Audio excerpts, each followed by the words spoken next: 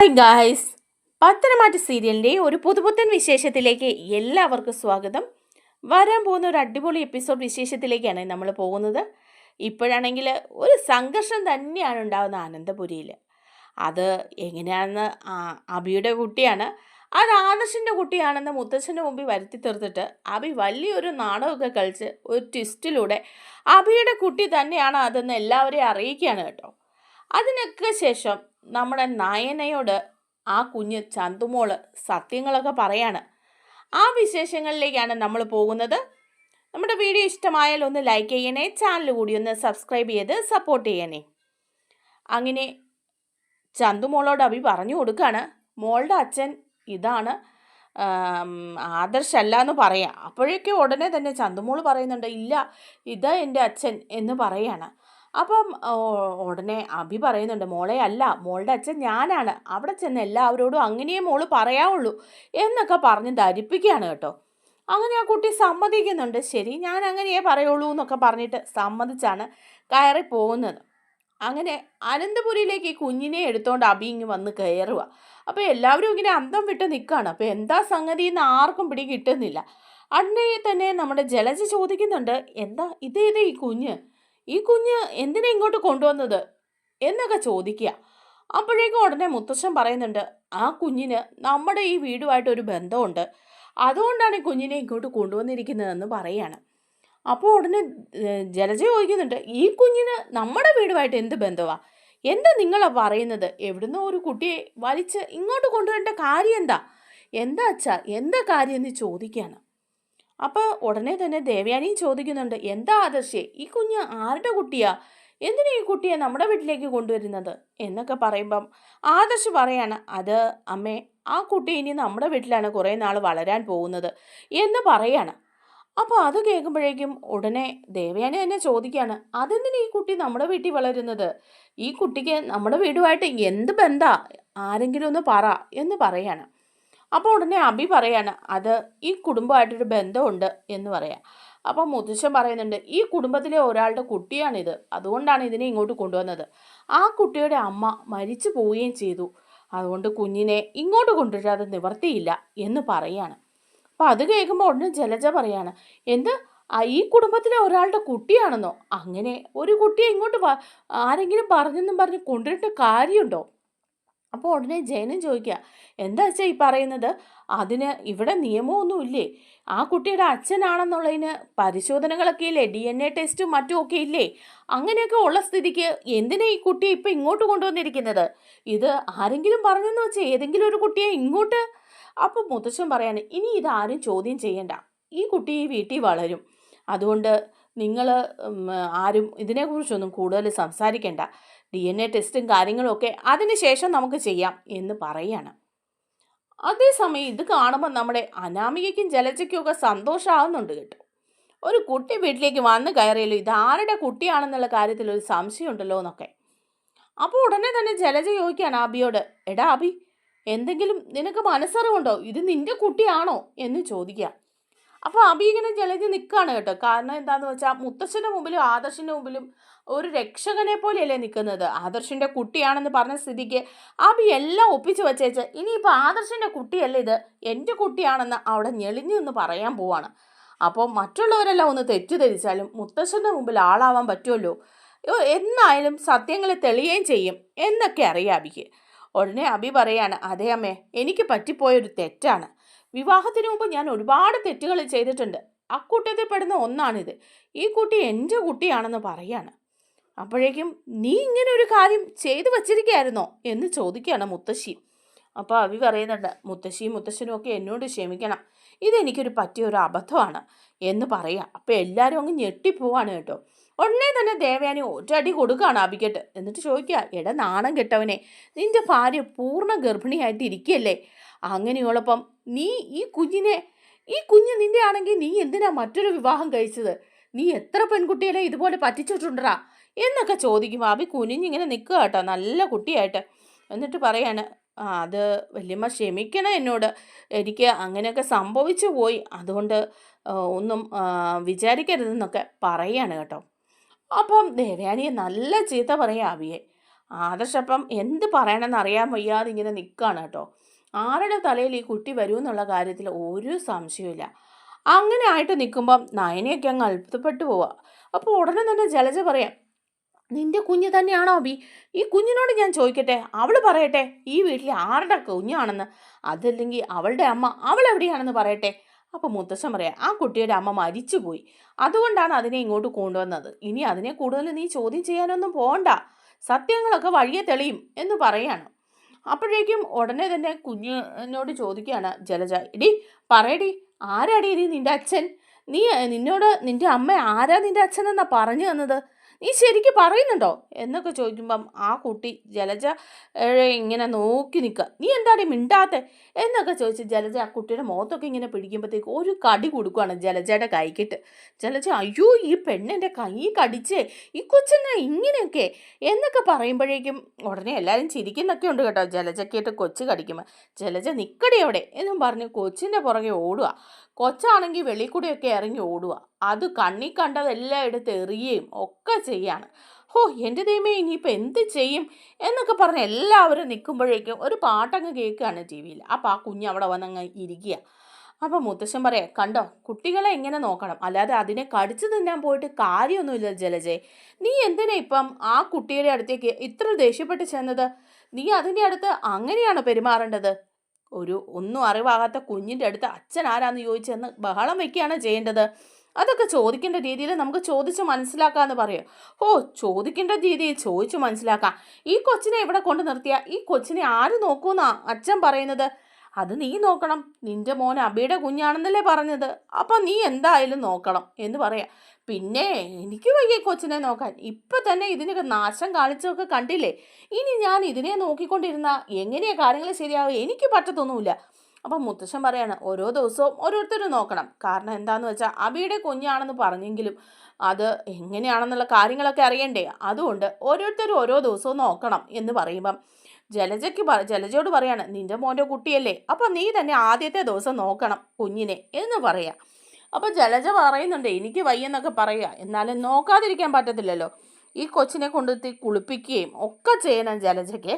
അപ്പം ജലജയോട് പറയാണ്, നീ കുഞ്ഞിനെ നോക്കാമെന്ന് പറയാം. നീ എൻ്റെ കൂടെ വാ എന്ന് പറഞ്ഞാൽ കൊച്ചിനെ ദേഷ്യപ്പെട്ട് വിളിച്ചുകൊണ്ട് പോവുക. എന്നിട്ട് പറയുന്നത് കുളിപ്പിക്കാനായിട്ടൊക്കെ കയറ്റുക. എന്നാൽ കുളിക്ക് നീ എന്നൊക്കെ പറഞ്ഞ് കൊച്ചിനെ കുളിപ്പിക്കാൻ ഇങ്ങനെ നിർത്തുക. കൊച്ചാണ് വെള്ളമെല്ലാം കോരി ജലജയുടെ മേത്തോട്ടൊക്കെ ഇങ്ങനെ ഒഴിക്കുക കേട്ടോ. അപ്പം ജലജ, ഈ നാശം എന്തൊരു ഗതികേടാണോ, ഇതിനെയൊക്കെ നോക്കാൻ ആരെ കൊണ്ട് പറ്റും? അബിയാണെ ഈ വയസ്സം കാലത്ത് ഒരു കാര്യം ഒപ്പിച്ചുകൊണ്ട് വന്നിരിക്കുക, നാശം. അവൻ്റെ ഈ സ്വഭാവം കാരണം ഞാൻ എന്തെല്ലാം അനുഭവിച്ചാലാ എന്നൊക്കെ പറഞ്ഞ് വെള്ളമൊക്കെ കോരി ഒഴിക്കുക കൊച്ച്. അങ്ങനെ അതിനെ കുളിപ്പിച്ചിറക്കി പൗഡറും ഒക്കെ ഇടിയിച്ച് ഉടുപ്പും ഒക്കെ ഇടിയിച്ച് ജലജയുടെ ഡ്യൂട്ടിയാണ്. കൊച്ചാണെങ്കിൽ നല്ല കുസൃതിയൊക്കെ ഒപ്പിക്കുന്നുമുണ്ട്. അത് കഴിഞ്ഞിങ്ങനെ അതിന് കഴിക്കാനായിട്ട് ചോറൊക്കെ വാരിയൊക്കെ കൊടുക്കണം ജലജ. കൊച്ചാണെങ്കിൽ നല്ല കൈക്കെട്ടൊക്കെ കഴിയൊക്കെ കൊടുക്കുക. അത് കഴിയുമ്പോൾ അത് വെളിയിലിരിക്കുമ്പം ജലജ വിളിക്കുക, വാ എൻ്റെ കൂടെ നിങ്ങൾ കളിക്കാൻ വന്നേ എന്ന് പറയാം. അപ്പം ഞാനെന്തിനാ നിൻ്റെ കൂടെ കളിക്കാൻ വരുന്നത്? എനിക്ക് കളിക്കാൻ വരാനൊന്നും വയ്യ, എനിക്കാണെങ്കിൽ ശ്വാസം മുട്ടിയിട്ട് വയ്യ, അപ്പോഴാണ് ഞാൻ കളിക്കാൻ വരുന്നത്. ഇല്ല, എൻ്റെ കൂടെ കളിക്കാൻ വരണം എന്ന് പറഞ്ഞ് പിടിച്ചു വലിച്ച് ആ കൊച്ച് കൊണ്ടുപോവുക കേട്ടോ. കൊണ്ടുപോയി ജലജയായിട്ട് ബോൾ അങ്ങോട്ട് വിട്ട് ഇങ്ങോട്ട് വിട്ട് കളിക്കുക. ജലജയാണെങ്കിൽ ആകെപ്പാടെ മടുത്ത് കൊച്ചിൻ്റെ കൂടെ കളിച്ച് അത് കഴിഞ്ഞ് അതിനോട് പറയാം, ഇത്രയൊക്കെ കളിച്ചാൽ മതി, അകത്തോട്ട് വന്ന് ഇരിക്കുന്നീ എന്നൊക്കെ പറഞ്ഞ് അതിനെ കൊണ്ടുവന്ന് അകത്തൊക്കെ ഇരുത്തുന്നുണ്ട് കേട്ടോ. അങ്ങനെ കാര്യങ്ങളൊക്കെ മുന്നോട്ട് പോകുന്ന സമയത്താണ് നവ്യയ്ക്ക് പ്രസവവേദനയൊക്കെ വന്നിട്ട് നവ്യയെ ആശുപത്രിയിലേക്ക് ഗോവിന്ദനും കരകയും കൂടി കൊണ്ടുപോകുന്നുണ്ട് കേട്ടോ. അങ്ങനെ എല്ലാവരും അങ്ങോട്ട് ചെല്ലാണ്, നയനയും അങ്ങോട്ട് ചെല്ലുന്നുണ്ട്. അങ്ങനെ നവ്യയുടെ പ്രസവമൊക്കെ നടക്കുകയാണ്. ഒരു ആൺകുഞ്ഞിന് നവ്യ ജന്മം കൊടുക്കുകയൊക്കെ ചെയ്യുന്നുണ്ട്. അത് വിളിച്ചിട്ട് അനന്തപുരിയിലേക്ക് അറിയിക്കുകയാണ് കേട്ടോ. എന്നാൽ ഇങ്ങനെ ഒരു സംഭവം ഉണ്ടാകുമ്പോഴേക്കും നമ്മുടെ നയന ഹോസ്പിറ്റലിലാണ് കേട്ടോ.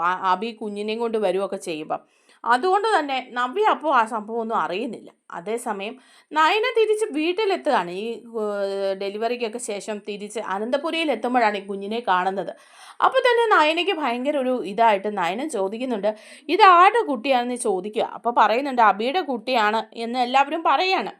അപ്പോൾ നയന ആദർശിൻ്റെ അടുത്ത് എന്നിട്ട് ചോദിക്കുക, ആദർശേട്ടാ ഈ കുഞ്ഞ് ഏതാണ്? ഈ കുഞ്ഞിനെ കുറിച്ചുള്ള കാര്യങ്ങളൊക്കെ ഒന്ന് പറയാൻ പറയുമ്പോൾ ആദർശനാകെപ്പാടെ ഒരു ടെൻഷൻ ആവുകയാണ്. കാരണം ആദർശിൻ്റെ കുട്ടിയാണെന്ന് പറഞ്ഞിട്ടല്ലേ ആ കുട്ടിയെ ഇങ്ങോട്ട് കൊണ്ടുവന്നിരിക്കുന്നത്.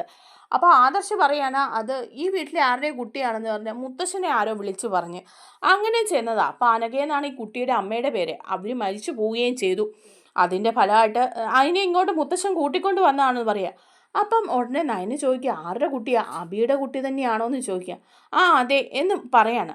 അപ്പോൾ പറയാണ്, നവ്യേച്ചി എങ്ങനെ ഇത് സഹിക്കൂ എന്നൊക്കെ ചോദിച്ച് ഇങ്ങനെ നയനെ ടെൻഷൻ അടിക്കുന്നുണ്ട് കേട്ടോ. എന്നാലും നയനയ്ക്ക് ആ കുഞ്ഞിനെ ഭയങ്കര ഇഷ്ടമാണ് കേട്ടോ. നയനെ അതിനെ എപ്പോഴും ചേർത്ത് നിർത്തി അതിൻ്റെ കാര്യങ്ങളൊക്കെ നോക്കുകയാണ്.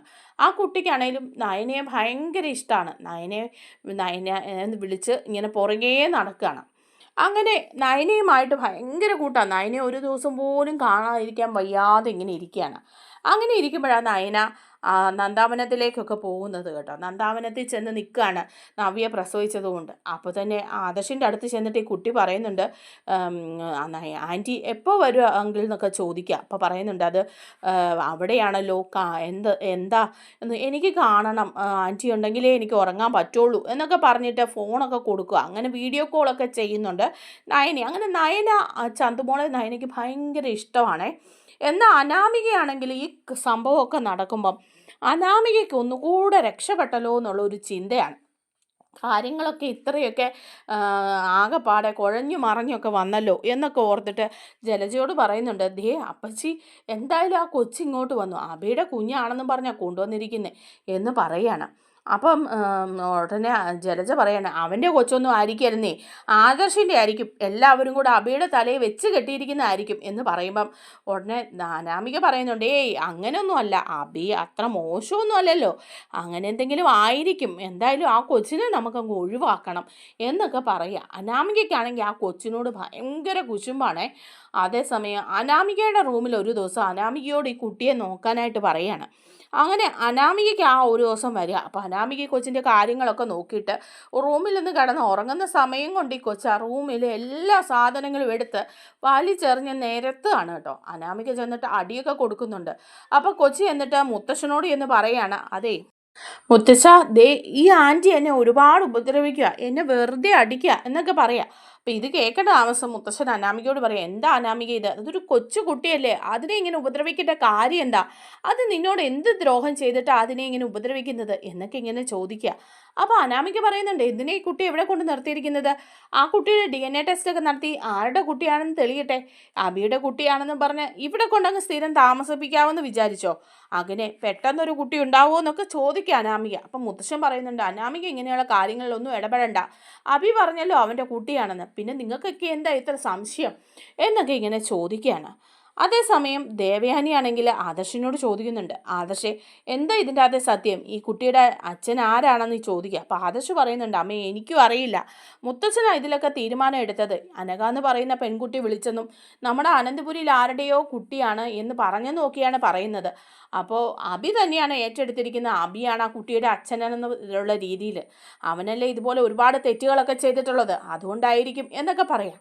അപ്പോൾ ദേവയാനി പറയാം, ആദർശേ നിന്നോട് ഞാനൊരു കാര്യം പറഞ്ഞേക്കാം, നിനക്കിതിൽ എന്തെങ്കിലും മനസ്സറിവുണ്ടെന്ന് ഞാൻ അറിഞ്ഞാൽ, ഇപ്പോൾ അബിയുടെ കുട്ടിയാണെന്നൊക്കെ പറഞ്ഞ് ഇവിടെ കയറിയിട്ടുണ്ടെങ്കിലും അവൻ സമ്മതിച്ചിട്ടുണ്ടെങ്കിൽ അവൻ്റെ കയ്യിൽ എന്തോ കള്ളത്തരമുണ്ട്, ഇല്ലെങ്കിൽ അവനിത് സമ്മതിക്കാനൊന്നും പോകുന്നില്ല. ഇനിയിപ്പോൾ ആദർശേ നീ എങ്ങാനും ഇത് ഈ കുട്ടിയുടെ അച്ഛനാണെന്ന് അറിയുകയാണെങ്കിൽ നിനക്ക് പിന്നെ അനന്തപുരിയിൽ അങ്ങനെ ഒരു സ്ഥാനമില്ല കേട്ടോ. അപ്പോൾ ആദർശ് പറയാം, അമ്മേ എന്നെ അവിശ്വസിക്കരുത്, അങ്ങനെയൊന്നും ഇല്ല എന്ന് പറയുകയാണ് കേട്ടോ. അങ്ങനെ ആ കുഞ്ഞ് അനന്തപുരിയിൽ ഇങ്ങനെ ജീവിച്ചുകൊണ്ടേയിരിക്കുകയാണ്. അതേ സമയത്ത് നമ്മുടെ നയനയ്ക്ക് ആ കുട്ടിയോട് ഭയങ്കര സ്നേഹമായതുകൊണ്ട് തന്നെ ആ കുട്ടിയുടെ കൂടെയാണ് കേട്ടോ എപ്പോഴും. നയനയുടെ ഒപ്പം തന്നെയാണ് ആ കുട്ടി ഉറങ്ങുന്നതും എല്ലാം.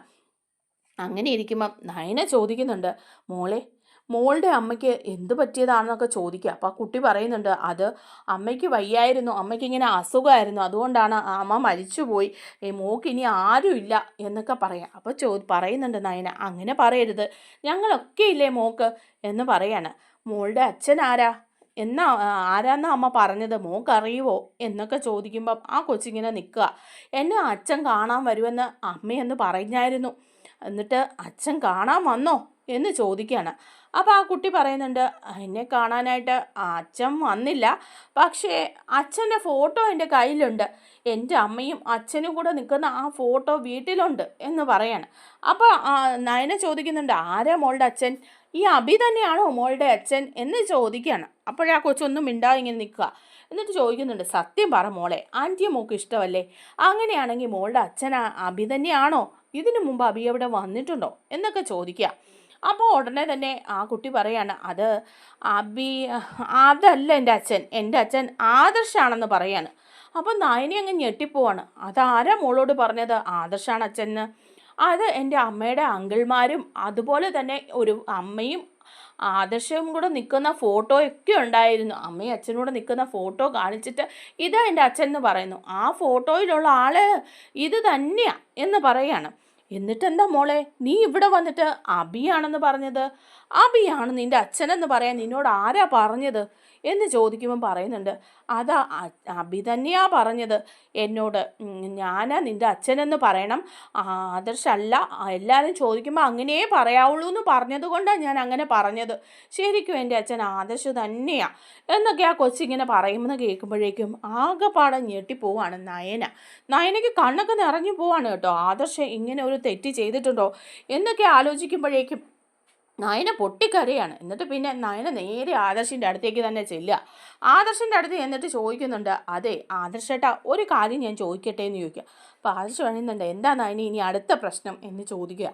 അപ്പോൾ പറയുന്നുണ്ട്, ആ കുഞ്ഞിൻ്റെ അച്ഛൻ ശരിക്കും ആദർശേട്ടൻ തന്നെയാണല്ലേ എന്ന് ചോദിക്കുമ്പോൾ ആദർശ് ഞെട്ടിപ്പോവും. ആദർശ് ചോദിക്കുന്നുണ്ട്, എന്താ നയനെ ഞാനോ? നിന്നോട് ആരാ ഇതൊക്കെ പറഞ്ഞത്? ആരാ പറയേണ്ടത്? ആരാ ആ കുട്ടിയുടെ അച്ഛനെന്ന് പറഞ്ഞാലാണ് ആദർശേട്ടൻ വിശ്വസിക്കുന്നത്? ആ കുട്ടി തന്നെ എന്നോട് പറഞ്ഞു ആദർശേട്ടനാണ് ആ കുട്ടിയുടെ അച്ഛനെന്ന്.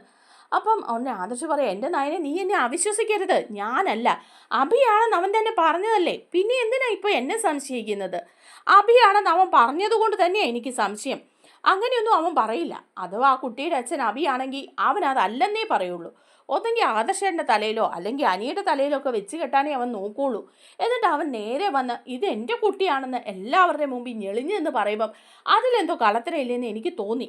ഞാനിന്ന് ആ കുട്ടിയോട് കാര്യങ്ങളൊക്കെ ചോദിച്ചപ്പം ആ കുഞ്ഞെന്നോട് സത്യങ്ങളെല്ലാം പറഞ്ഞു. ആ കുഞ്ഞിൻ്റെ അമ്മയ്ക്ക് അസുഖമായിരുന്നെന്നും ആ കുഞ്ഞിൻ്റെ അങ്കിൾമാർ കാണിച്ചു കൊടുത്ത ഫോട്ടോ ആദർശേട്ടൻ്റെ ആയിരുന്നെന്നും ഒക്കെ. ആദർശേട്ടൻ അന്ന് ആ കുട്ടിയെ കാണാൻ അവിടെ ചെല്ലുമെന്നും ഒക്കെ കാത്തിരുന്നത് ആ കുഞ്ഞ്. എന്നിട്ട് അതിൻ്റെ അമ്മയ്ക്ക് മരണം സംഭവിച്ചു. ആദർശേട്ടൻ്റെ കുഞ്ഞ് തന്നെയല്ലേ, അങ്ങനെയൊന്നും ആരും നുണയൊന്നും പറയില്ല എന്ന് പറയാണ്. അപ്പോൾ ആദർശ് ആകെപ്പാടെ വെള്ളറി വിളിക്കുമോ, ഇനി ആദർശിൻ്റെ കുഞ്ഞല്ലെന്ന് ആദർശിന് അറിയാം. പക്ഷേ ഫോട്ടോയിലൊക്കെ ഉള്ളത് ആദർശ് തന്നെയാണല്ലോ, ആ കൊച്ചിൻ്റെ മനസ്സിലുള്ളതും ആദർശ് തന്നെയാണ്. അപ്പോൾ ആദർശ് പറയാം, അത് നയനെ ഞാൻ ഇതിൽ കൂടുതൽ എന്താ നിന്നോട് പറയേണ്ടത്, എനിക്ക് ഇതിൽ കൂടുതൽ ഒന്നും പറയാനില്ല എന്ന് പറയാം.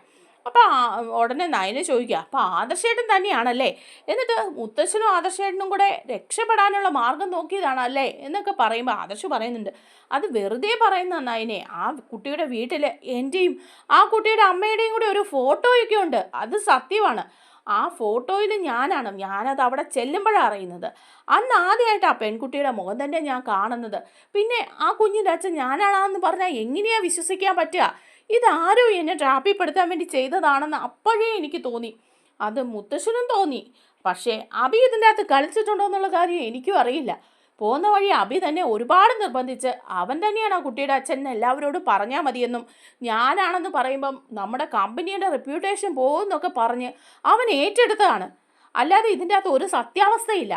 അവൻ എല്ലാവരുടെയും മുമ്പിൽ നല്ലവനായിട്ട് നിന്നിട്ട് എന്നിട്ട് എന്നെ നല്ലവനാക്കി. എന്തോ ഒരു ചതിയുണ്ട് ഇതിൻ്റെ അകത്ത്.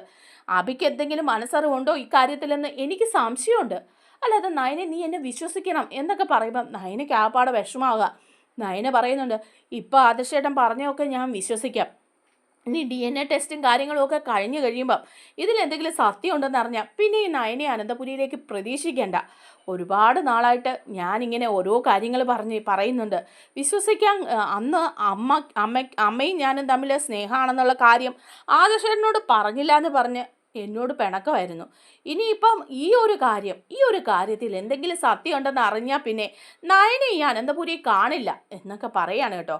അങ്ങനെ അവിടെ ഒരു തിരിയൊക്കെ കൊളുത്തി വെച്ചിരിക്കുകയാണ്. എന്നാൽ പിന്നെ സംഭവങ്ങളൊക്കെ കറക്റ്റായിട്ട് വന്നിട്ട് അബിയാണെന്നുള്ള സത്യം നയന തന്നെ കണ്ടുപിടിക്കുന്നൊക്കെ ഉണ്ട് കേട്ടോ. ആ വിശേഷങ്ങളൊക്കെ നമുക്ക് അടുത്ത വീഡിയോയിലൂടെ പറയാം. നമ്മുടെ വീഡിയോ ഇഷ്ടമായാലോ ഒന്ന് ലൈക്ക് ചെയ്യണേ, ചാനൽ കൂടി ഒന്ന് സബ്സ്ക്രൈബ് ചെയ്ത് സപ്പോർട്ട് ചെയ്യണേ. താങ്ക്